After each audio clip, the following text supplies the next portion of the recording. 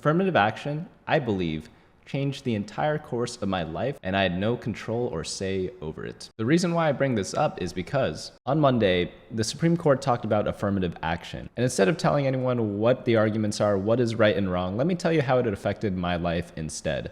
And contrary to the actual court case, it is much more widespread than just Harvard and UNC.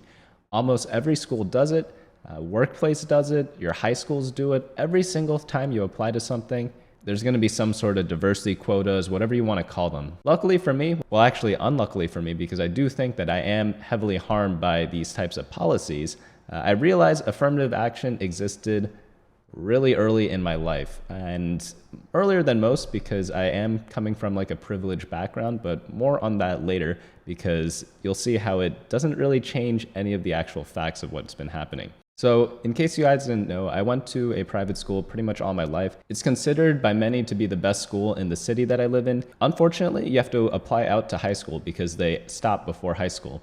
So I applied to all the best schools in the country, and this is where I learned some harsh truths. So I had a Latin teacher, very respected at that place.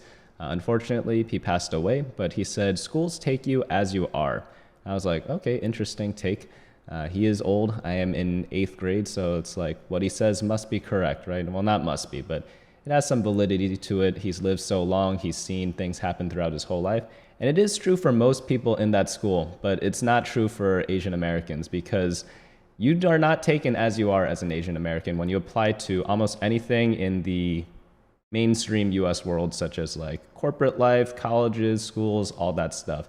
And I figured that out after I got all my acceptance or rejection letters back when I applied out to all the best schools in the country, all the best high schools, both in the city and all the boarding schools in the New England area. People consider those the most elite private institutions in the US for high schools.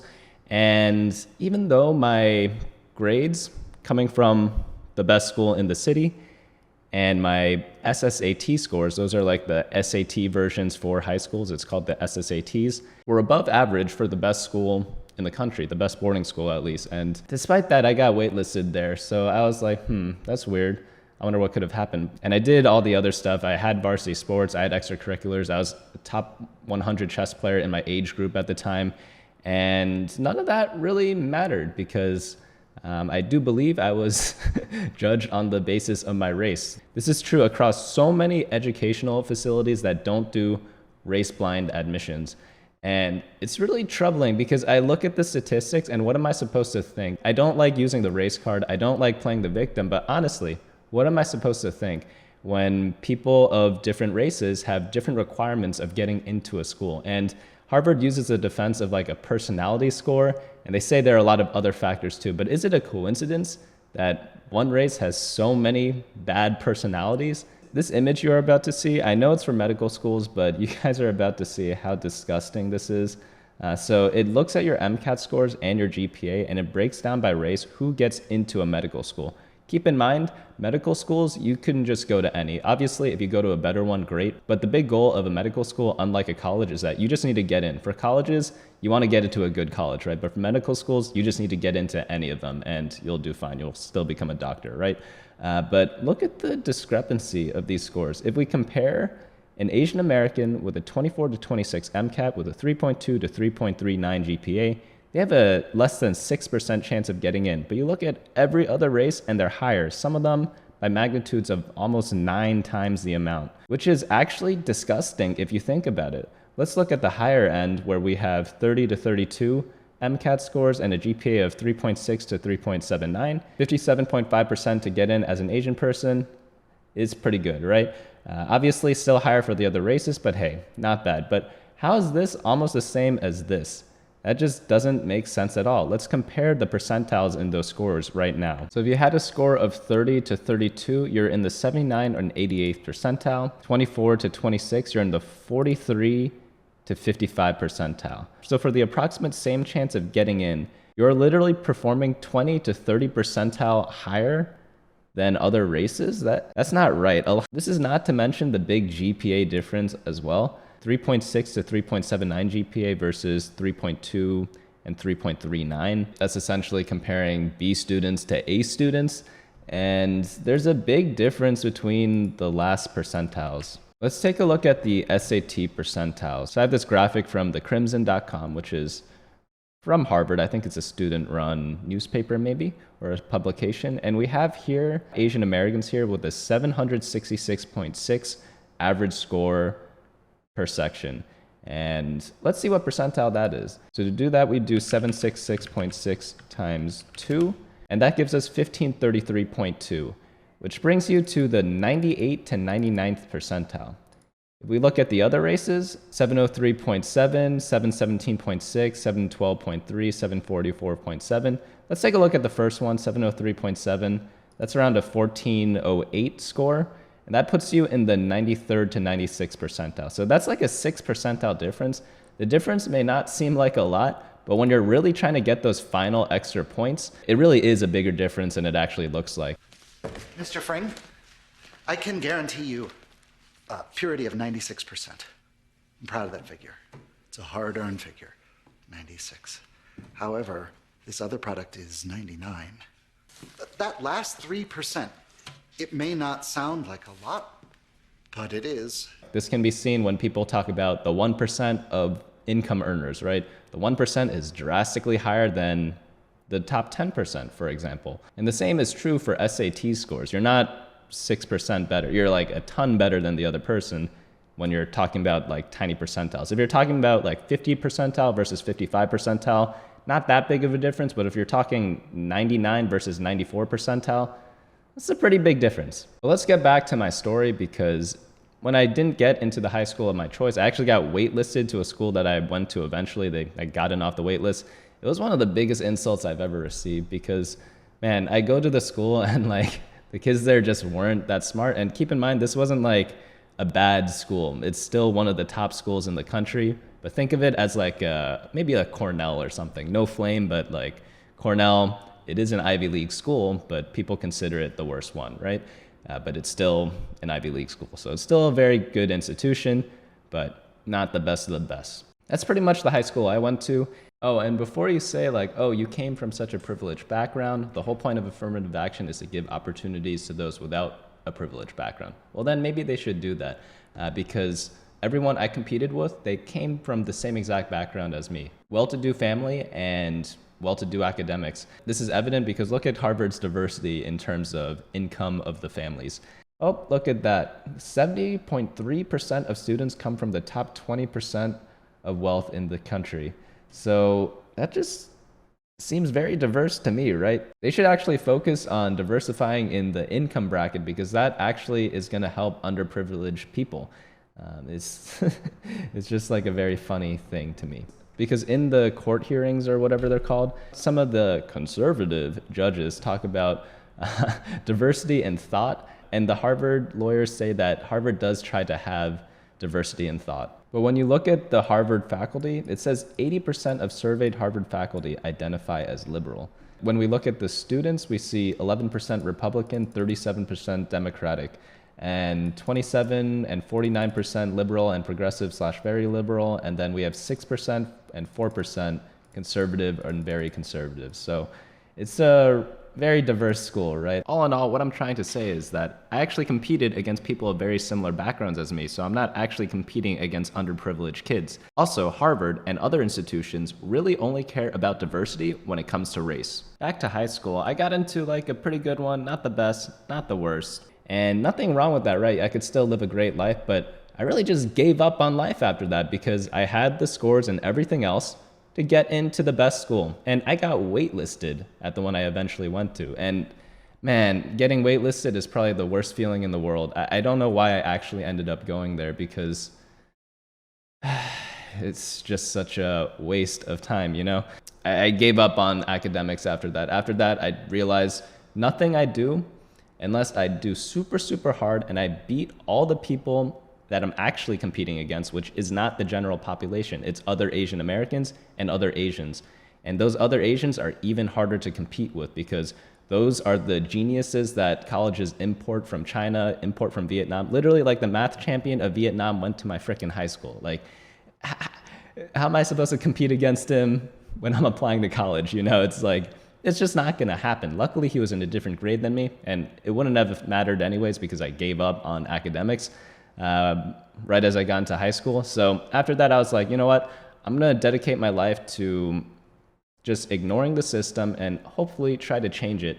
And I'm not in the position that I am in power of changing any of these things or influencing other people to really get on my side, but maybe I'm getting a little bit closer because essentially what ended up happening was I quit my job for a very specific reason. It's like when you're climbing the corporate ladder, you're facing the same exact discrimination. And you could tell this is happening because of all the HR departments hiring like diversity experts.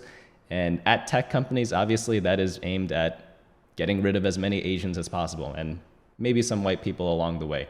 Unfortunately, white people, they own all the companies or most of them. And it's hard to like kick them out, right? Because all their friends, they want to hire them too and get them all on board.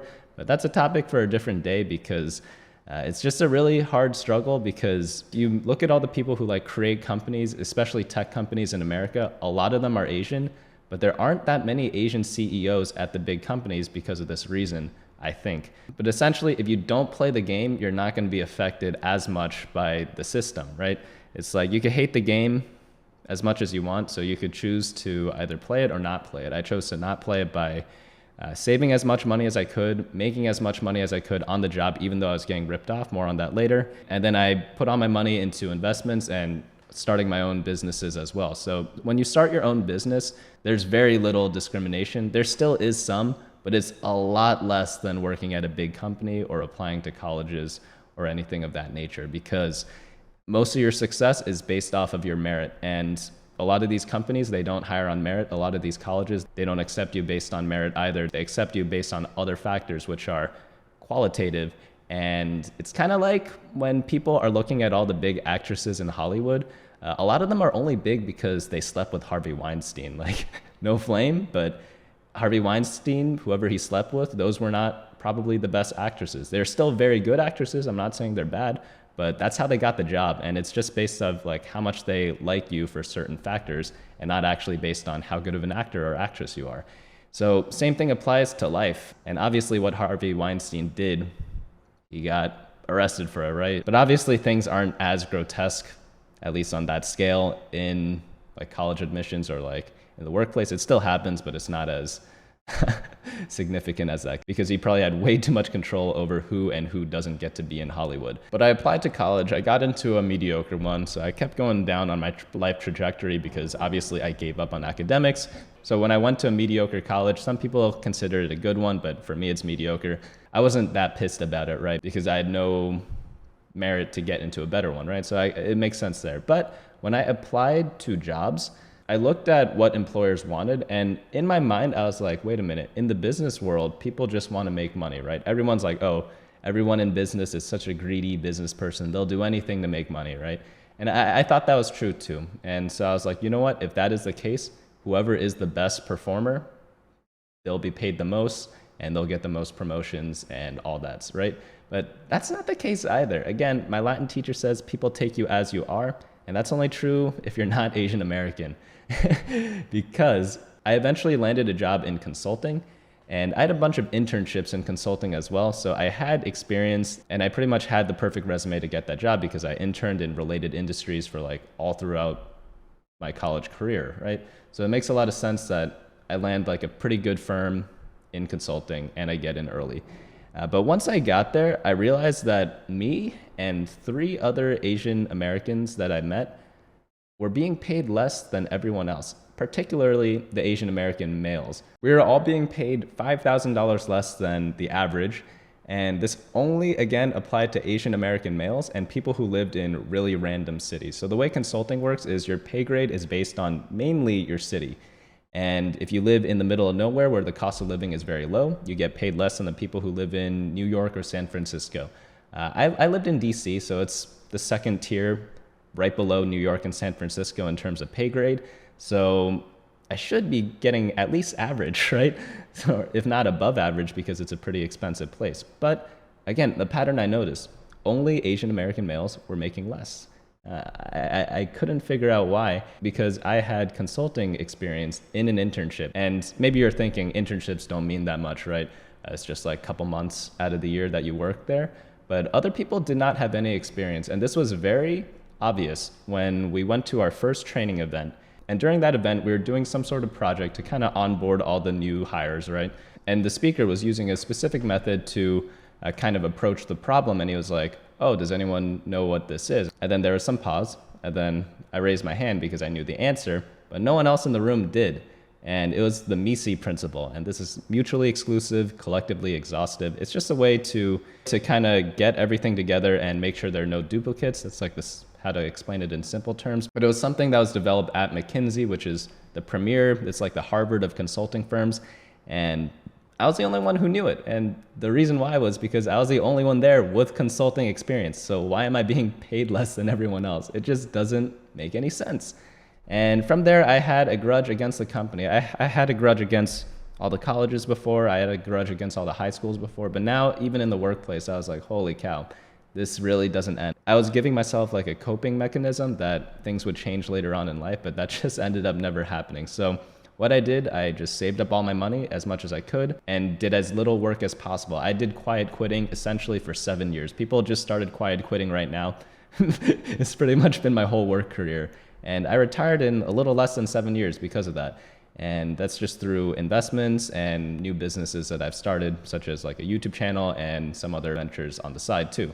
But again, in the stock market, or in betting markets, race has nothing to do with anything. So it's really one of my favorite places to be because it's all merit. You either make money or you don't. And it's just so simple and it's non-discriminatory. And guess what? In these places, like people of all races succeed. It's not biased towards certain things. Whereas everything else we live on in life, it is extremely biased based on what your race is. So hopefully this story affected you guys positively in some way. Hopefully it changes your mind or your viewpoint on affirmative action, because it really did change the entire trajectory of my life. Meanwhile, I look at all my counterparts that went to the top of the top school back in K through 8, and I see all my colleagues. There actually are from all types of races too, but it's primarily white, and they're all bankers. They're all working at hedge funds or working at private equity firms, making like $500K a year or whatever. And then here I am sitting like, maybe that could have been my life if I, one, was a different race, or B, was extremely exceptional compared to all other Asian Americans. But it's very hard to be exceptional compared to all Asian Americans, as you guys can see from all these stupid metrics where they highly outperform every other race. It just so happens that that's the case. And I don't think I should be competing against that. I think I should be competing against the population as a whole. And that's just never been the case. Even later on in life, one of my colleagues, he said, oh, dude, you're like really good at all this logic stuff. You should take the LSAT and get into a really good law school, make $200K at a law school, and just be chilling after that, right? I was like, all right. So I took a practice LSAT, and I did pretty well on it. And he was like, dude, you know that score is good enough to get into these, and these schools. I'm like, theoretically, yes, but I've been through this experience way too many times. I'm not going to fall for that trap. And he's not Asian American, so maybe he doesn't really know completely how fucked up it is. Maybe he only knows that it exists, but not to the extent that I've experienced it at. But hopefully this story affected you guys in some positive way. It's just been my experience with what I perceive to be affirmative action. I really don't think there's any other, maybe it's not actually affirmative action, but it definitely is something to do with my race. And I just remember what MLK said, judge people by the content of their character, not by the color of their skin. And that just has never been true in life, right? I guess that's just the way things are played. I wish things could change. I hope that removing affirmative action can lead to that, because it's literally discriminating based on race. You're treating someone differently based on their race. That's what affirmative action is. And even if it is done to correct something that's been wronged in the past, affirmative action's been going on for like 20 plus years, maybe even longer. So when does it stop? Because when has it undone everything else? Also keep in mind that none of the bad policies from like 50 years ago affect any of the college applicants today directly. It may have affected them indirectly, but after a generation or 2 generations, things are very different in life, because you look at how quickly families lose their fortunes, And it generally takes around 3 generations. And pretty much since 1963, that's actually 60 years ago. That is 3 generations since Martin Luther King's speech. And has it been long enough? Maybe, maybe not. Obviously, affirmative action happened later than that, so maybe we just had 1 or 2 generations of that affecting our lives. But when does it stop? When can I re-enter the workforce at a fair playing field compared to everyone else? When can my kids apply to school without worrying about this nonsense? When can I stop worrying about whether this whole thing even affected my life at all? I guess it's too late. I need to buy a time machine if they do change their policies. But that's why I think affirmative action is just like a big, big, big no-go. You don't solve racism with more racism. Unfortunately, a lot of the things that are brought up in the case or in the hearing at the Supreme Court is like, oh, it's for white people, it's for this people, it's for black people. But the talk about Asian Americans is just very low on the totem pole during those discussions, when that is the race being most discriminated against from maybe not this policy, but at least some policy within the application process in the schools. Another thing that strikes me about this whole case is they had a very similar case in California. And keep in mind, California is a very liberal stronghold, and affirmative action is a liberal type of thing that people are promoting. I hate putting tags on this because a lot of media put this on a lot of people before they show their opinion. So a lot of newspapers, they'll say, this conservative judge named this, or this liberal judge named this, and then state their opinion afterwards. I think they should just state their opinion and say that they are a judge instead of stating what their affiliation is. But again, these people are biased, so they're trying to force you to think in a certain way with those trigger words. But I tell you that one is liberal and one is conservative because it's very relevant for this particular topic. Because in California, it's a very liberal stronghold. And even there, Prop 16, which was supposed to repeal affirmative action, was actually voted on and casted aside at a rate of 57% to 42%, 57% in favor of not having affirmative action in the public institutions there. So it's very interesting that even in a liberal stronghold, people don't want affirmative action, which is very telling because that would imply that most of the US population doesn't want it either. So whatever you want to think about that, like, let me know down in the comments below. But I really hope this story shine more light on why people think certain ways, and let me know if I should have done something differently in life, because obviously I could have just worked really, really hard, 16 hours a day just studying and stuff, and I'd get into Harvard by doing that, right? Because my grades would be so good, I'd have a ton of extracurricular activities, or I could have just chilled like I did and live a decent life, you know? I still am retired before 30, and I have a decent amount of money. I just think I had to take a much harder road than other people, because it's very easy to go from best middle school, best high school, best college, and then hedge fund, private equity, whatever you want to do to make tons of money in life, right? But obviously I'm not at that type of wealth level, because it's a lot more difficult to do when you're doing your own thing. But I just see so many easy lives around me, and obviously they still had to put in some work. They didn't completely coast to it, but it wasn't an opportunity that I feel was that there for me. And yeah, that's pretty much it. I hope to see you guys later in future videos, and hopefully I'll be uploading more as well, because I do plan on running 6 YouTube channels right now. So more on that later.